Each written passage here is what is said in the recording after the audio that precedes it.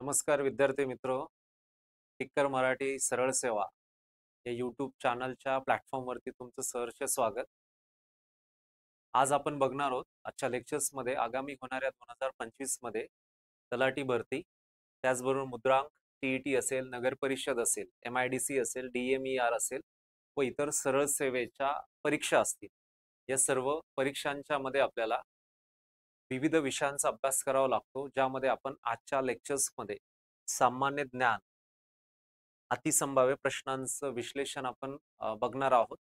असेच इतर लेक्चर्स देखील ह्याच प्लॅटफॉर्मवरती मराठी असेल, इंग्रजी असेल, अंकगणित, बुद्धिमापन असेल, चालू घडामोडी असेल, अशा विविध विषयांचे लेक्चर्स होत असतात. म्हणून विद्यार्थी मित्र, रेग्युलर आपण हे असे जे व्हिडिओज आहेत ते आपण अभ्यासा बघा, जेणेकरून आगामी होणाऱ्या परीक्षांमध्ये फायदा होईल. आपण नवीन असाल तर टिक्कर मराठी सरळ सेवा यूट्यूब चॅनलला सबस्क्राईब करा, लाईक करा, आपल्या मित्रांना देखील सांगा आणि ज्याचं आपण वेळोवेळी लेक्चर्स हे बघत राहा. आपण आजच्या लेक्चरला सुरुवात करूया. आजचा पहिला प्रश्न आपण अभ्यासणार आहोत. पहिला प्रश्न आहे, चंद्रावरील पहिली मोहीम. चंद्रावर झालेली जी काही सुरुवातच म्हणजे नासाच्या माध्यमातून झालेली जी पहिली मोहीम आहे, चंद्रावरील पहिली मोहीम, या मोहिमेद्वारे नील आर्मस्ट्रॉंग यांनी चंद्रावर प्रथम पाऊल टाकले. सो चंद्रावरील पहिली मोहीम कोणत्या मोहिमेद्वारे नील आर्मस्ट्रॉंग यांनी चंद्रावरती प्रथम पाऊल टाकले? आता याच्यामध्ये पर्याय दिले आपल्याला: ए कोलंबिया, बी अटलांटिस, सी अपोलो आणि डी दिलंय ऐरावत. 4 पर्याय दिली. या चारही पर्यायातनं जे योग्य उत्तर आहे ते आहे अपोलो. अपोलो यानाद्वारे त्यांनी चंद्राचा म्हणजे चंद्राच्या संदर्भातली ही मोहीम आहे. चंद्राच्या संदर्भातली ही महत्वाची मोहीम, आणि ही जी मोहीम झाली होती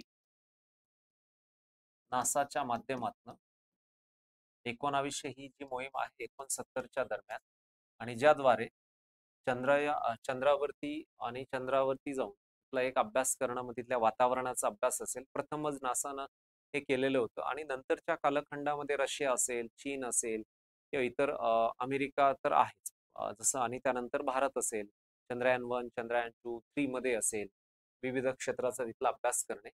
सो अपोलो यानाद्वारे 1969 मध्ये नील आर्मस्ट्रॉंग असेल आणि त्यांच्या अजून साथीदार असेल. सो अशा 3 त्यावेळेसच्या ॲस्ट्रोनॉट 3 असे महत्वाच्या ह्या चंद्राचा अभ्यास करण्यासाठी अपोलो यानाच्या माध्यमातून ह्या तिन्ही व्यक्तींचं नाव आपल्याला सांगता येईल. त्यातलंच एक नील आर्मस्ट्रॉंग असेल, की ज्यांनी सर्वप्रथम चंद्रावरती पाऊल ठेवलं होतं. सो म्हणून आपल्याला ही पहिली मोहीम अभ्यासता येईल.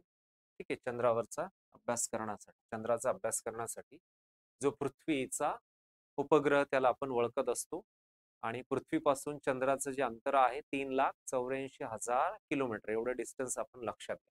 पुढचा प्रश्न अभ्यासूयात. भारताचा राष्ट्रीय खेळ कोणता? ए क्रिकेट, बी हॉकी दिलंय, सी दिलंय बॅडमिंटन, डी दिलंय फुटबॉल दिलंय. याचं योग्य जे उत्तर आहे ते आहे हॉकी, बी. ओके, भारताचा राष्ट्रीय खेळ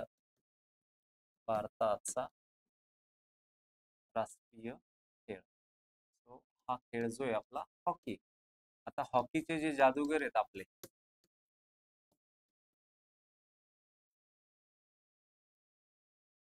ज्यांच्या माध्यमातून आपण जो भारतरत्न पुरस्कार दिला जात असतो, मेजर ध्यानचंद असते. ओके,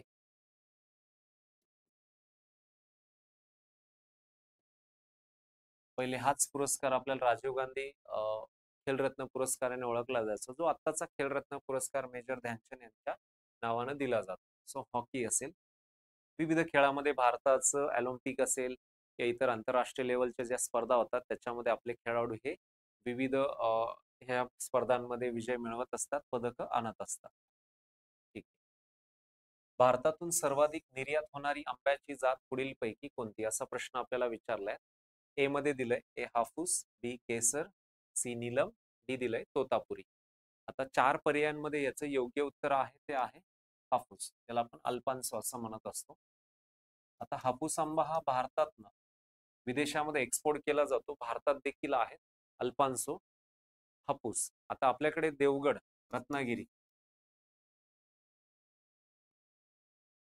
म्हणजे कोकणामध्ये रत्नागिरी, रायगड, सिंधुदुर्ग वगैरे ह्या भागामध्ये तो मोठ्या प्रमाणामध्ये पिकवला जातो. उष्ण व दमट हवामान जे कोकणामध्ये, त्याचा नक्कीच या पिकास फायदा होतो. पळास, हापूस ही जात आहेत. आता कोकणामध्ये एक जी विद्यापीठ आहे, डॉक्टर बाळासाहेब सावंत कोकण कृषी विद्यापीठ, या विद्यापीठाकडनं अनेक अशा नवीन नवीन बाणांचं संशोधन केलं जातं. जसं त्या विद्यापीठाने लासला बिन कोयाची आंब्याची जात, आंब्यामध्ये कोय नसलेली अशी एक जात देखील विकसित केली. तिचं नाव सिंधू आहे. ओके. सोन आंबा हे फळपक आपल्या भारताचं राष्ट्रीय फळ देखील आहेत. आंबा राष्ट्रीय फळ म्हणून जर विचारला क्वेश्चन भारताचा, तर ते आपण आंबा म्हणून याचं उत्तर द्यायचं. मॅंगो. ओके. आंब्यामध्ये सर्वाधिक जास्त व्हिटॅमिन ए असतं.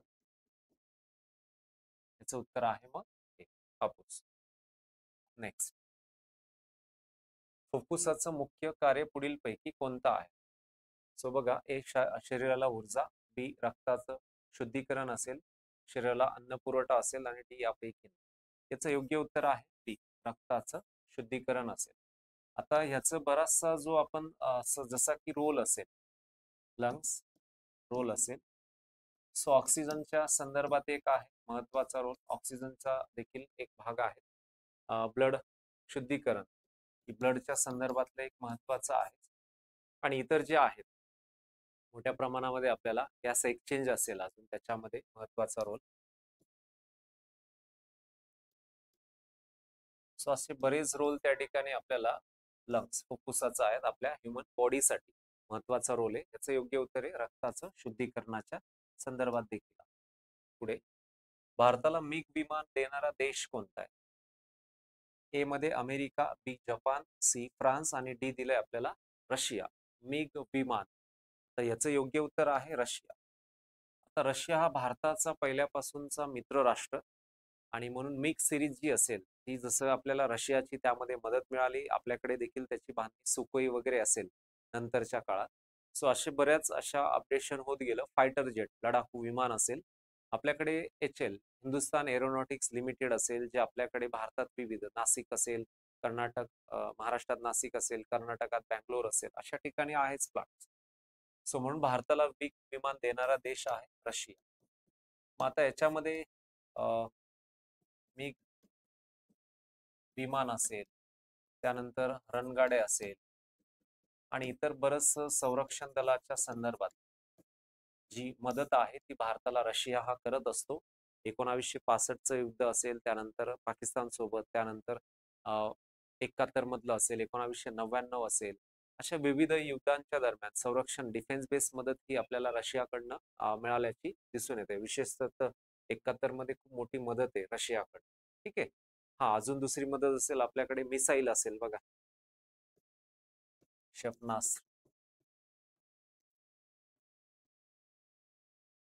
ब्राह्मोस, त्यांच्याकडच म्हणजे रशिया आणि भारताने मिळून ब्राह्मोस तयार केल्यात. आता ऑपरेशन सिंदूर मध्ये देखील बराच उपयोग झाल्याचं दिसून येते. ऑपरेशन सिंदूर मध्ये क्षेपणास्त्र ब्राह्मोस, तो रशियाने आपल्याला मदत केली. पुढचा प्रश्न अभ्यासूयात विद्यार्थी मित्र. पुढचा आहे, भारताच्या धवल क्रांतीचे प्रणेते पुढील पैकी कोण? A doctor MS Swaminathan, B doctor Rajendra Singh, C doctor Verghese Kurien, D दिले डॉक्टर दुर्गेश पटेल. सो धवल क्रांती विचारले, सो म्हणून याचं जे उत्तर आहे सी आहे डॉक्टर वर्गीस कुरियन. आता जसं की डॉक्टर वर्गीस कुरियन हे भारताच्या धवल क्रांतीचे प्रणेते, त्यांना मिल्कमॅन ऑफ इंडिया असं देखील म्हटलं जातं. त्यांनी 1970च्या दरम्यान जगातला सर्वात मोठा दूध महापूर दूध महापूर योजनेचा प्रोग्राम वर्ल्ड बँकेच्या मदतीने भारतामध्ये राबवला. सो म्हणून भारतातला सर्वात मोठा आणि जगातला सर्वात मोठा दूध महापूर योजनेचा कार्यक्रम हा भारत सरकारने त्या काळात राबवला होता. आणि म्हणून आपल्याकडे भारतीय दुग्ध व्यवस्थापन संस्था, ज्याला आपण NDDB बोलतो, national dairy development board, NDDB, याचं जे स्थान आहे ते आनंद गुजरात राज्यात आहे. Anand Gujarat. NDDB, national dairy development board, ज्याची स्थापना 1965 मध्ये झाली. लालबहादूर शास्त्रींच्या हस्तेच उद्घाटन, आणि त्यामध्ये डॉक्टर वर्गीस कुरियन यांना पहिलं अध्यक्षपद देखील दिलं गेलं, जबाबदारी. आणि म्हणून आज दुग्धजन्य क्षेत्रामध्ये भारत हा सर्वात प्रथम राष्ट्र म्हणून जगात ओळखला जातो. ठीक आहे. तो याचं उत्तर आहे धवल क्रांती विचारलं तर डॉक्टर वर्गीस कुरियन. अशा विविध क्रांती होत असतात की ज्याच्यामध्ये स्वामीनाथन यांना आपण आपल्या भारताच्या हरित क्रांतीचे प्रणेते म्हणून ओळखतो. पुढे जाऊयात विद्यार्थी मित्र. राज्यसभेचे पदसिद्ध राज्यसभा विचार पदसिद्ध अध्यक्ष कोण असतात? ए राष्ट्रपती, बी उपराष्ट्रपती, सी लोकसभा अध्यक्ष, तर यापैकी नाही. अध्यक्ष शब्द हा ठीक आहे. चार ऑप्शन्स दिली. राज्यसभेचे पदसिद्ध अध्यक्ष असतात उपराष्ट्रपती. आता देशाचे जे उपराष्ट्रपती असतात हेच आपल्या राज्यसभेचे पदसिद्ध अध्यक्ष असतात. आणि जर आपल्याला विचारलं की लोकसभेचे अध्यक्ष कोण असतात, तर त्या ठिकाणी लोकसभा अध्यक्ष म्हणजे खासदार, आणि ज्याच्यातनं निवड होत असते आणि ज्यातनं अध्यक्ष म्हणून एक निवडलं जात असतं त्यांच्याच MP मधनं, मेंबर ऑफ द पार्लमेंट मधनं. जसं आपण आता लाईव्ह जर विचारलं की लोकसभेचे अध्यक्ष कोण आहे, तर ओम बिर्ला आहे. आणि देशाचे राज्यसभेचे जे अध्यक्ष, जे देशाचे उपराष्ट्रपती असतात, जसं की जगदीप धनखड हे होते, जसं की त्यांनी असला राजीनामा दिला. सो म्हणून आपल्याला ह्या प्रश्नाचं जे योग्य उत्तर आहे ते बी, राज्यसभेचे पदसिद्ध अध्यक्ष उपराष्ट्रपती असतात. पुढे जाऊया. भारतात सर्वाधिक मसाल्याचे उत्पादन घेणारं राज्य कोणते? ए पंजाब, बी महाराष्ट्र, सी केरळ, आणि डी दिलंय आपल्याला मध्य प्रदेश दिले. याचं योग्य उत्तर आहे विद्यार्थी मित्र सी, केरळ राज्यामध्ये. केरळ राज्य सर्वाधिक जास्त मसाला, त्याचबरोबर रबर असेल, काही प्रमाणात कॉफीचं देखील उत्पादन होतं, कॉफी, नारळ असेल, आणि हे राज्य तर विचारलं तर पर्यटनाच्या दृष्टीने पर्यटन असेल, अशा विविध याच्यातनं केरळ हे प्रसिद्ध आहे. सो म्हणून स्पाइस अँड कंडिमेंट्स विचारलं तर केरळ त्याचं उत्तर आहे. वास्को द गामा, कालिकत बंदर म्हणजेच कोझिकोडे, जो पहिल्यांदा व्यापार ट्रेडिंगसाठी असेल, सो ते देखील नाव आपण लक्षात घ्यायचं. इतिहासातील देखील वारसा आहेच मसाला म्हटलं की. सो केरळ हे राज्य सर्वाधिक जास्त मसाला पिकवत असतं. ओके, पुढे जाऊया. पुढचा प्रश्न, मानवी मेंदूचं वजन सरासरी किती ग्रॅम असतं? ह्युमन बॉडीवरून हा प्रश्न आहे. सो ए 1300 ते 1400 ग्रॅम, बी 500-600, सी 2000 ते 2100 ग्रॅम, डी 800 ते 900 ग्रॅम. याचं योग्य उत्तर आहे विद्यार्थी मित्र ए 1300 ते 1400 ग्रॅम पर्यंत जे आपल्या मानवी मेंदूचे वजन असतं, वेट असतं. आणि म्हणून जसं की ब्रेनच्या संदर्भात एक आपल्याला बॅलन्स करण्यास, बॉडीला बॅलन्स करण्याचं काम, आणि प्रत्येक गोष्ट एक बॉडीला सजेस्ट, आणि त्याद्वारे ह्या सगळ्या गोष्टी होत असतात. सो म्हणून मानवी मेंदूचा रोल हा ह्युमन बॉडीसाठी खूप महत्वाचा आहे, की जिथे आपल्याला वेट विचारलं गेलंय 1300 ते 1400 ग्रॅम पर्यंत आहे. सो याचं जे उत्तर आहे ते आहे हे दिलंय.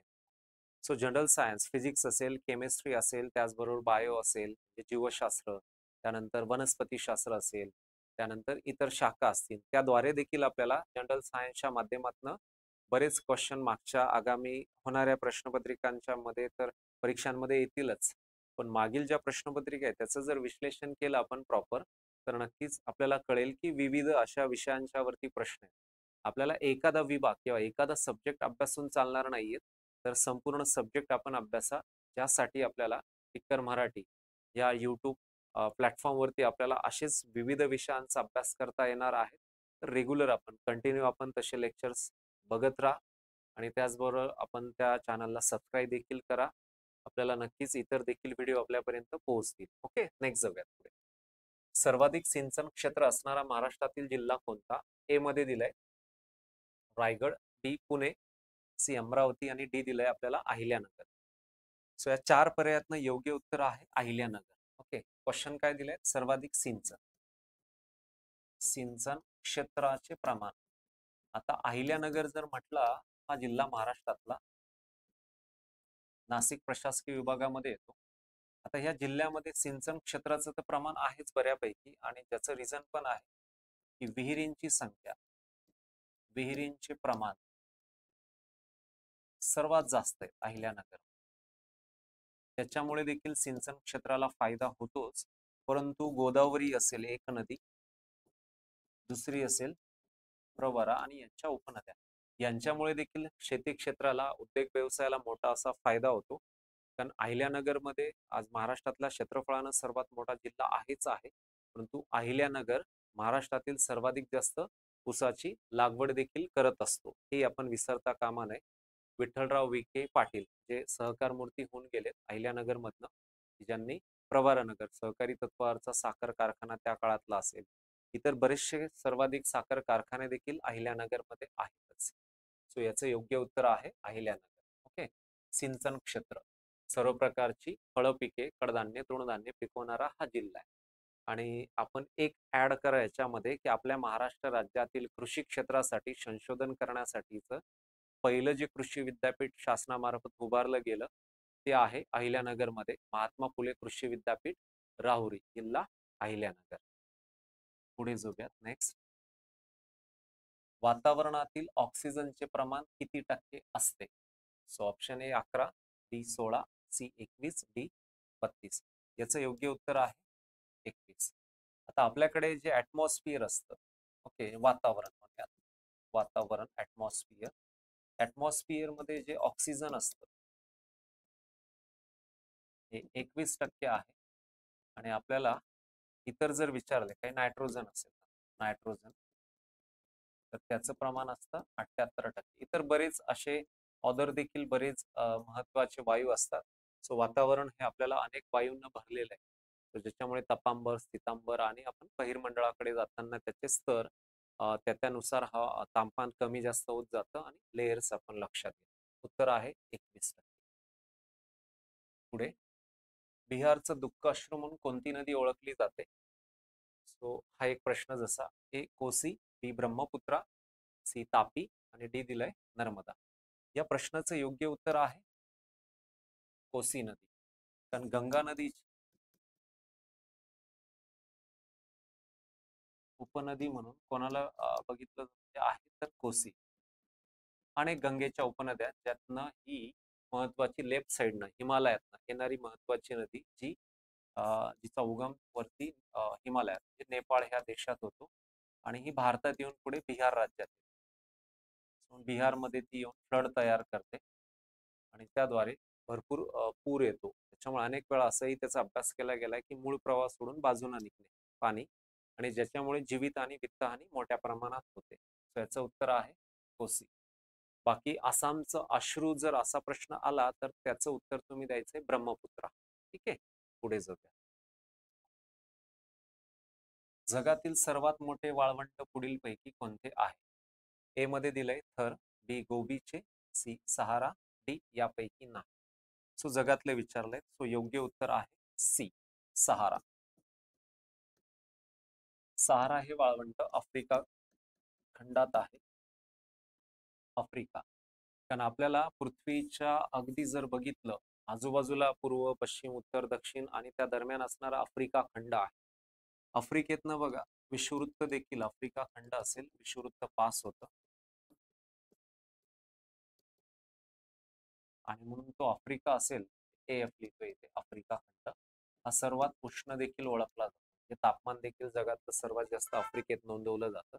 सो सहारा वाळवंट त्यांच्याकडे अनेक प्राणी जीवन आहे, उष्ण कटिबंधीय, म्हणजे असं सांगितलं जातं की इक्वेटोरच्या जवळपासच्या भागात सर्वाधिक जास्त जैवविविधता आढळते.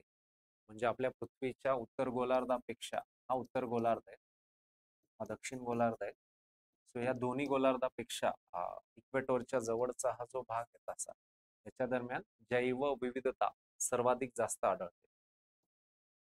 जैव विविधता जास्त आढळते, हे लक्षात असो. ठीक आहे, म्हणून सहारा हे आपलं म्हणजे आफ्रिका आहे, आफ्रिका. ओके. थर विचारलं तर इथे भारत, राजस्थान आपल्याकडचं थर आहे, किंवा थार म्हणतो, राजस्थानमध्ये सर्वात मोठं. गोबीचं जे आहे ते चीनमध्ये, आशिया खंडात, चायना. सहारा हे आफ्रिकेमध्ये. ओके, असे विविध प्रश्न आपल्याला लक्षात घ्या. पुढचा प्रश्न बघूया. सौंदर्य प्रसाधने व दंतमंजन तयार करण्यासाठी कशाचा वापर केला जातो? Option A magnesium carbonate, B chlorine, C silver nitrate, D दिलंय जिप्सम. याचं योग्य उत्तर आहे मॅग्नेशियम कार्बोनेट. आता सौंदर्य प्रसाधन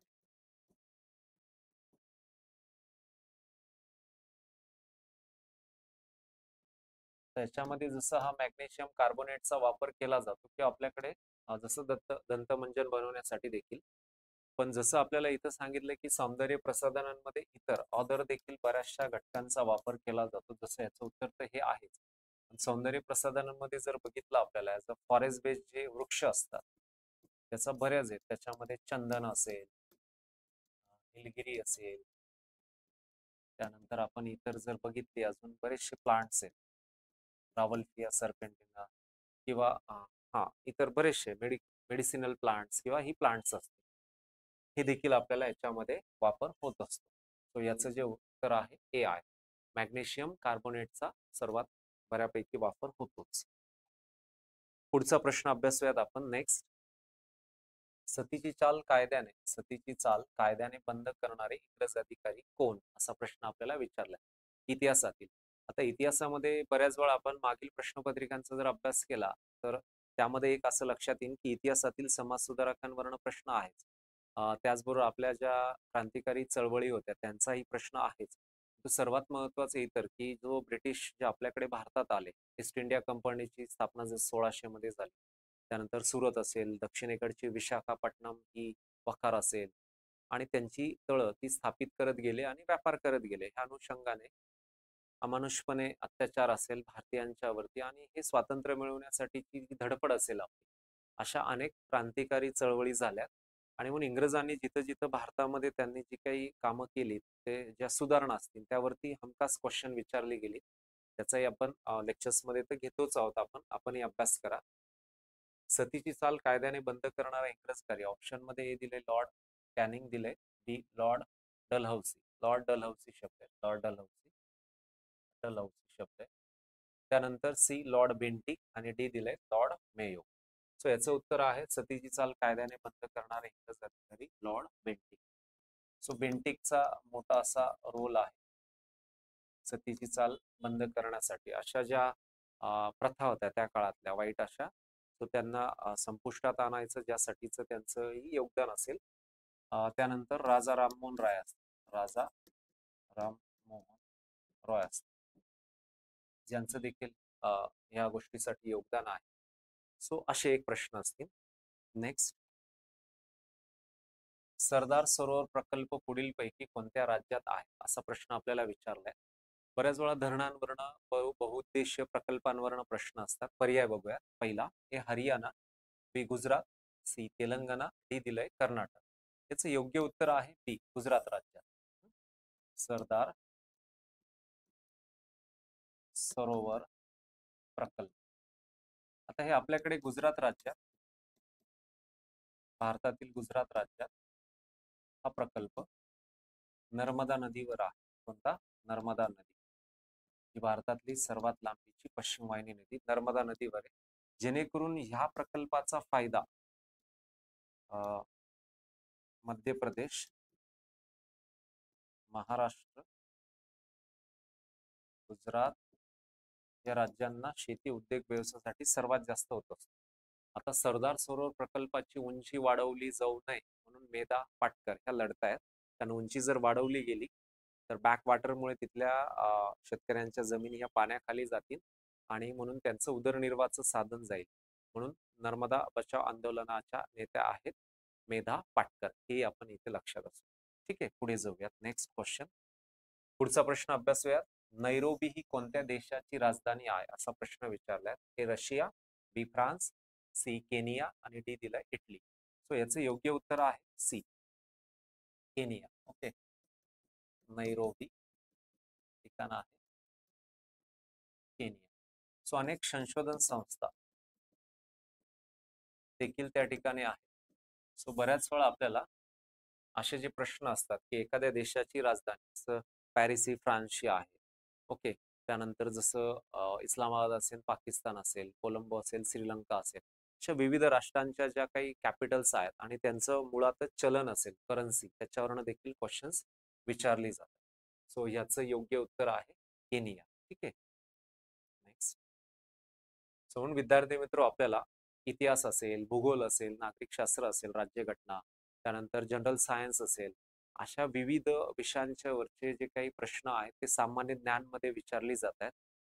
असे बरेच आपण प्रश्न ह्या ठिकाणी ॲज अ प्रॅक्टिस म्हणून बघितलेत. असे अनेक प्रश्न आपण अजूनही पुढील लेक्चर्समध्ये आपण अभ्यासणार आहोत. सो म्हणून असे नवीन-नवीन ज्या काही प्रश्न आहेत आपल्याला अभ्यासण्यासाठी टिक्कर मराठी, सरळ सेवा YouTube प्लॅटफॉर्मवरती विविध विषयांची सीरीज आम्ही घेऊन आलो. अजून देखील नवीन-नवीन खूप साऱ्या गोष्टी आपल्याला दिल्या जाणार आहेत. म्हणून विद्यार्थी मित्र, आपण नवीन असाल तर टिक्कर मराठी, सरळ सेवा हे YouTube चॅनलला आपण सबस्क्राईब करा, लाईक करा, टेलिग्रामला व्हिजिट करा, जिथून आपल्याला ह्या लिंक मिळेल आणि आपल्याला लेक्चरची कधी असेल का ह्या विषयीची संपूर्ण माहिती देखील मिळत जाईल.